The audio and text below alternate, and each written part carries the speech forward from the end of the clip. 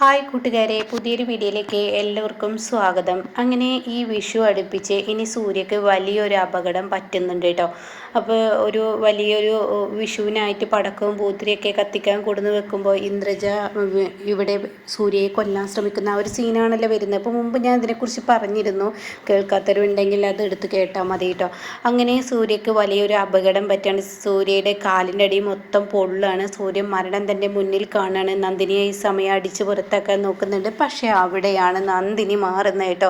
നന്ദിനി ഒരു പുലിക്കുട്ടിയായി തന്നെ മാറുകയാണ്. നല്ല തിരിച്ചടി കൊടുക്കുകയാണ്. തന്നോട് കളിച്ചാൽ എങ്ങനെയിരിക്കും, തൻ്റെ കഴുത്തിൽ കെട്ടിയ താലിയുടെ മഹത്വം എന്തെന്ന് നന്ദിനി കാണിച്ചു കൊടുക്കുന്നുണ്ട് കേട്ടോ.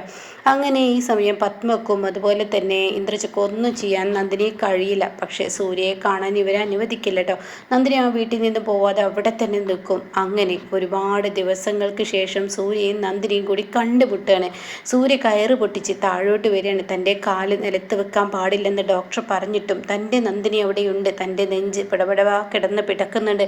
തൻ്റെ നെഞ്ച് പിടക്കുന്നുണ്ടെങ്കിൽ തൻ്റെ സഖി തൻ്റെ കൂടെ തന്നെയുണ്ട്, ഈ വീട്ടിലെവിടെയുണ്ടെന്ന് മനസ്സിലാക്കി സൂര്യ ഒറ്റയ്ക്ക് കോണി ഇറങ്ങി വരുമ്പോൾ സൂര്യയുടെ കാലാകെ പൊട്ടി നശിക്കുകയാണ് കേട്ടോ. അതായത് തീപ്പൊള്ളിയ കാലിൽ എങ്ങനെയാവും മുറിവ് ഉണങ്ങിയിട്ടുണ്ടാവുക എന്ന് എല്ലാവർക്കും അറിയാമല്ലോ. അപ്പോൾ ആ സമയം ആ മുറിവ് ഇങ്ങനെ ഉണങ്ങി വരുന്ന സമയത്ത് സൂര്യയോട് നടക്കാൻ പാടില്ലെന്ന് പറയുന്ന സൂര്യ ആ റൂമിൽ നിന്ന് താഴോട്ട് ഇറങ്ങി വന്നതുകൊണ്ട് തന്നെ സൂര്യയുടെ കാലൊരു വീണ്ടും പൊട്ടി ആകെ ചോര കൊണ്ട് കുളിക്കുകയാണ് കേട്ടോ.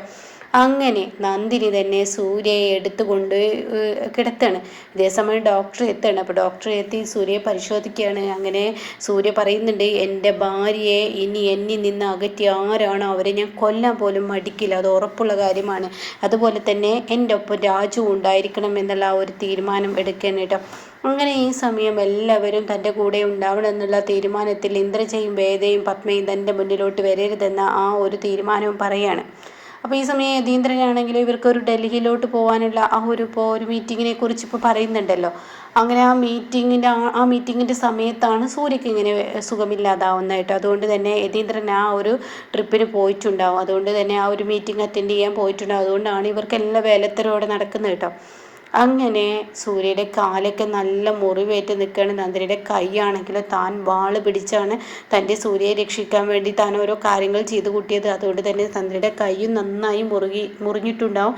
പത്മ നന്ദിനിയെ വലിച്ചഴച്ച് മുറ്റത്തോട്ട് പറഞ്ഞേക്കാൻ ശ്രമിക്കുന്ന സമയത്ത് നന്ദിനിയുടെ കൈയും മുറിഞ്ഞിട്ടുണ്ടാവും കേട്ടോ. അങ്ങനെ സൂര്യക്ക് ഈ കാലിനടിയിൽ ഈ തീപ്പൊള്ളിയ വേദന സഹിക്കാനാവാതെ സൂര്യ കിടന്നിങ്ങനെ ബുദ്ധിമുട്ടാണ് കേട്ടോ. അപ്പോൾ ഈ സമയം നന്ദിനി വീശിക്കൊടുത്തും അതുപോലെ തന്നെ തലോടിക്കൊടുത്തും പീലി വെച്ച് തലോടിക്കൊടുത്തും ഒരുപാട് സൂര്യക്ക് എങ്ങനെയൊക്കെയാണോ ആശ്വാസം നൽകാൻ പറ്റുക അത്തരത്തിൽ ആശ്വാസം ഒരുപാട് നന്ദിനി നൽകി നോക്കൂ കേട്ടോ.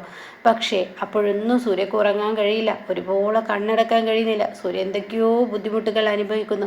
സൂര്യക്ക് ബുദ്ധിമുട്ടാണ് കേട്ടോ. ഇതേ സമയം സൂര്യ പറയണം, നന്ദിനി എനിക്ക് വേദന കൊണ്ട് കണ്ണടക്കാൻ കഴിയുന്നില്ല, മാത്രമല്ല നിൻ്റെ ഈ കയ്യിലെ മുറിവ് കാണുമ്പോൾ എനിക്ക് അതിലേറെ നെഞ്ചു മുറുകുന്നു. എന്നാൽ എനിക്കൊരടി താഴോട്ട് ഇനി കാല് വെക്കരുതെന്നല്ല എന്നോട് ഡോക്ടർ പറയുന്ന. നന്ദിനി എനിക്ക് എന്തോ ഒരുമാതിരി എന്നൊക്കെ ഇങ്ങനെ പറയുന്നു കേട്ടോ. ആ സമയം നന്ദിനി പറയണേ, സൂര്യ സാർ എൻ്റെ കയ്യിലെ മുറിവ് നോക്കേണ്ട, എന്നാലും ഇടോ തന്നെ കാണാതെ എത്ര ദിവസം ഒരാഴ്ച ഞാൻ ഇവിടെ വിങ്ങി കിടക്കേണ്ട അവസ്ഥ എനിക്ക് വന്നില്ലേ, അപ്പോൾ തന്നെ ഒരു നിമിഷം എനിക്ക് കാണാതിരിക്കാൻ പറ്റില്ലടോ എന്നൊക്കെ ഇങ്ങനെ പറയണേ.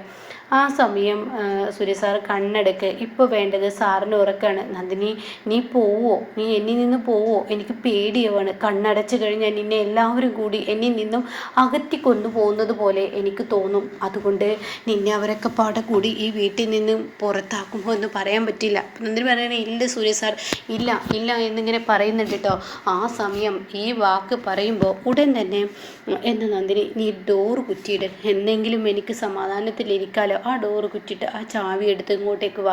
ഓക്കെ, ഞാനത് ചെയ്യാം. പിന്നീട് സൂര്യയുടെ അടുത്തിരിക്കാൻ പറഞ്ഞിട്ട് സൂര്യ ഇങ്ങനെ കിടക്കുന്നത്. നന്ദിനി നീ എൻ്റെ തൊട്ടരികിൽ ഇരിക്കും നന്ദിനി. ആ സമയം ശരി സൂര്യ സാർ, ഞാനിവിടെ ഇരിപ്പുണ്ടല്ലോ. അപ്പോൾ സൂര്യ ഇങ്ങനെ കണ്ണെടുക്കാണ്. അപ്പോഴേക്കും സൂര്യ ഞെട്ടി ഉണരാണ്. അയ്യോ നന്ദിനി നീ പോയോ, നന്ദിനി നീ പോയോ. അപ്പോഴേക്കും ഇവിടെ തന്നെ നന്ദിനി പറഞ്ഞു, ഇല്ല സാർ, സൂര്യ സാർ ഞാൻ ഇവിടെയുണ്ട്, നീ എന്നെ വിട്ടു പോകുമോ നന്ദിനി, നീ എന്നെ വിട്ടു പോകുമോ. ഇല്ല സൂര്യ സാർ, ഞാൻ ഇവിടെയുണ്ട്. സൂര്യ സാർ ധൈര്യത്തിൽ കണ്ണടച്ചു അടച്ചോളൂ. ഇല്ല നന്ദിനി, എൻ്റെ കണ്ണുകൾ അടക്കാൻ എനിക്ക് കഴിയുന്നില്ല, എനിക്ക് പേടി വരുന്നു. നീ എന്നെ വിട്ടു പോകുമോ? എൻ്റെ വീട്ടുകാർ നിന്നെ എന്തെങ്കിലും ചെയ്യുമോ എന്നൊരു ഭയം എനിക്ക് തോന്നുന്നു. എന്തോ എന്തോ ഒരു പേടി. എനിക്കാണെങ്കിൽ ഒരടി താഴത്ത് കാല് വെക്കാൻ കഴിയുന്നില്ല. സൂര്യ അവശനാണ്, അതുകൊണ്ട് തന്നെ അവർക്ക് എന്തും ചെയ്യാം. അതുകൊണ്ട് നന്ദിനി എനിക്ക് പേടിയാവുന്നു, എനിക്ക് ഉറങ്ങണ്ട നന്ദിനി. ഇല്ല സാർ, സാറിന് ഉറക്കം വേണം, ഉറക്കം ഈ ഉറങ്ങണ്ട ഈ സമയത്ത് സാറ് ഉറങ്ങണം. അപ്പോൾ നന്ദിനി നീ സാറിൻ്റെ കൈകൾ എൻ്റെ കൈകൾ അത് വേണ്ട, നീ എന്നെ അരികിലുണ്ടാവാൻ എനിക്ക് എന്താ ഉറപ്പ്? അപ്പം നന്ദിനി പറയണ സൂര്യ സാർ, ഞാനൊരു കാര്യം പറയട്ടെ, സാറിന് ഉറങ്ങല്ലേ വേണ്ടത്? സാറ് ഉറങ്ങും വരെ സാറിൻ്റെ അരികിൽ ഞാനുണ്ടാവും, അത് ഉറപ്പുള്ള കാര്യമാണ്. അത് നീ ഉണ്ടാവും, അതെനിക്കറിയാം. പക്ഷേ മരുന്ന് കഴിച്ച് ഞാൻ ഉറക്കത്തിലോട്ട് പോയി കഴിഞ്ഞാൽ നിന്നെ അവർ എന്തെങ്കിലും ചെയ്ത് എങ്ങനെയെങ്കിലും ചെയ്ത് ഈ വീട്ടിൽ നിന്നും തള്ളിക്കൊണ്ടുപോകും. ഞാനിവിടെ കിടക്കുമ്പോഴും നന്ദിനി നന്ദിനി എന്ന് പറഞ്ഞ് വിളിക്കുമ്പോഴും എനിക്ക് ഉറക്ക ഗുളിക തന്ന് എന്നെ ഇവിടെ കിടത്തിയവർ ഭക്ഷണത്തിലൂടെ ഞാൻ അറിയാതെയൊക്കെ എൻ്റെ വിളി 2 3 പ്രാവശ്യം ആകുമ്പോഴേക്കും അവർ ഉയർന്ന ശബ്ദം വരാതിരിക്കുക അവരെന്നെ തളർത്തി താഴെയിട്ട്. എന്നാൽ ഈ സമയം നിന്നെ കാണാൻ ഞാൻ ഒരു നോക്കു വിതുമ്പുമ്പോൾ എൻ്റെ മനസ്സിൻ്റെ മുറിവ്, എൻ്റെ മുറിവ് ഉണങ്ങാൻ നീയാണ് എൻ്റെ മരുന്ന് എന്ന് അറിഞ്ഞിട്ടും അവരെന്നിൽ നിന്ന് അകത്തി കൊണ്ടുപോയി. എന്തിന്? രാജു പോലും എന്നെ സ്നേഹിക്കുന്ന ആരെയും എൻ്റെ അടുത്ത് കൊണ്ടുപോകാതെ എൻ്റെ അച്ഛനെ പോലും അവർ മീറ്റിംഗ് എന്ന് പറഞ്ഞ് അങ്ങോട്ടേക്ക് പറഞ്ഞു വിട്ടു. അപ്പം അതുകൊണ്ട് തന്നെ നന്ദിനി, നിന്നെ അവരെന്തും ചെയ്യും. നീയാണെങ്കിൽ അവർ പ്രതികരിക്കുകയോ അവരോട് തിരിച്ചടി നൽകുകയോ ഒന്നും നീ ചെയ്യില്ല. അതാണ് എൻ്റെ പേടി. നിനക്ക് എന്തെങ്കിലും ആപത്ത് വരും, എനിക്ക് കണ്ണടക്കാൻ കഴിയുന്നില്ല നന്ദിനി. ആ ഒരു പേടി എന്നുള്ളിൽ വരിക എന്ന് പറയുമ്പോൾ സൂര്യ സാർ, ഞാനൊരു കാര്യം പറയട്ടെ. സൂര്യ സാർ സമാധാനത്തോടു കൂടി കിടന്നുറങ്ങിക്കോളൂ. സാറിൻ്റെ നെഞ്ചിൽ തലചായ്ച്ച് ഞാൻ കിടന്നോളാം. സൂര്യ സാർ മരുന്ന് കിടക്കയല്ലേ, സൂര്യ സാറിൻ്റെ നെഞ്ചത്ത് തലചായ്ച്ച് എന്നെ കെട്ടിപ്പിടിച്ച് സാർ ഉറങ്ങിക്കോളൂ. അതോടുകൂടി സാറിന് പിന്നീട് ടെൻഷനാവേണ്ട കാര്യമില്ല. സാറിൻ്റെ കൈകാലുകൾ ഇളക്കിയിട്ടാണ് എന്നെ ആർക്കും എന്തും ചെയ്യാൻ പറ്റുകയുള്ളൂ. അതുകൊണ്ട് സാർ ധൈര്യത്തിൽ ഉറങ്ങിക്കോളൂ.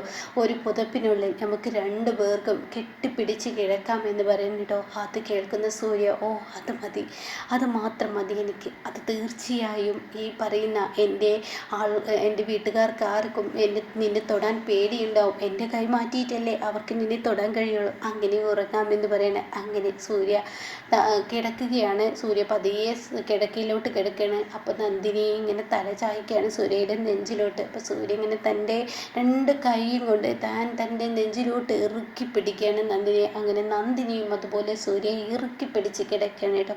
അങ്ങനെ 2 പേരും പരസ്പരം മനസ്സും ശരീരവും കൊണ്ട് ഒരുമിച്ച് ആ ഒരു സ്നേഹം പങ്കുവെച്ച് ഈ ഒരു വിഷു കഴിയുന്നതിനോടുകൂടി ഉണ്ടാവുന്ന എപ്പിസോഡാണ് കേട്ടോ. അങ്ങനെ ഈ സമയം സൂര്യ പറയണേ, നന്ദിനി എൻ്റെ കണ്ണടയുന്നു. അപ്പോൾ നന്ദിനി പറയണേ, എന്തോ സാർ, എനിക്കും വല്ലാത്തൊരു കുളിര്, മനസ്സിന് ഒരു സമാധാനം. അപ്പോൾ സൂര്യ പറയണേ, എൻ്റെ കാലിലെ മുറിവിൻ്റെ വേദനയൊക്കെ മാറിയതുപോലെ നന്ദിനി, നീ എൻ്റെ അടുത്തുണ്ടാവുമ്പോൾ എനിക്ക് എല്ലാ ആശ്വാസവും കിട്ടുന്നുണ്ട്. എന്തോ വല്ലാത്തൊരു തലോട്, വല്ലാത്തൊരു ആശ്വാസം. അതുകൊണ്ട് തന്നെ നീ ഇവിടെ തന്നെ കിടക്കണം കേട്ടോ. ഞാൻ പറയുമ്പോഴേ നീ എണീറ്റ് പോകാൻ പാടുള്ളൂ. ഓ ആയിക്കോട്ടെ സൂര്യ സാർ. ഇല്ല, സാർ എപ്പോഴും കണ്ണു തുറക്കുന്നു. നന്ദിനി ഇനി പോയിക്കോ, സാർ എപ്പോൾ പറയുന്നു അപ്പോഴേ ഞാൻ പോകത്തുള്ളൂ. അതുകൊണ്ട് സാറ് സമാധാനത്തോടു കൂടി കിടന്നിറങ്ങിക്കോളൂ എന്ന് പറഞ്ഞ് 2 പേരും കണ്ണടിച്ച് കെട്ടിപ്പിടിച്ച് നല്ല അടിപൊളിയായി കിടന്നിറങ്ങുകയാണ് കേട്ടോ. ഇങ്ങനെ ഒരു എപ്പിസോഡ് അടുത്ത് വരാനിരിക്കുന്നുണ്ട്.